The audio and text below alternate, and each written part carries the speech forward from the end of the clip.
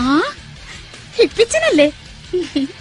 കോളേജിൽ നിന്ന് പിരിഞ്ഞ പിന്നെ ഇപ്പഴാ ഒന്ന് കാണുന്നേ. ഞങ്ങളെയൊക്കെ മറന്നോ?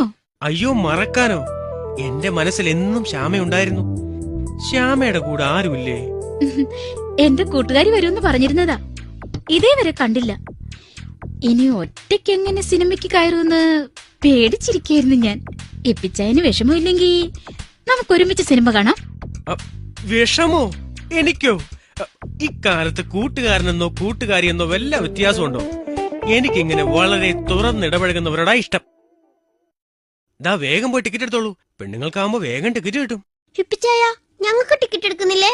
പിള്ളേരിന്ന് സിനിമ കാണണ്ട, വേഗം വീട്ടിലേക്ക് പൊയ്ക്കോ. ഇത് വലിയ ചതിയായിപ്പോയി. ഇങ്ങനെ വാക്ക് മാറുന്നത് മഹാ തെറ്റാ. വാക്കല്ലാതെ മൂക്ക് മാറ്റാൻ പറ്റുമോ?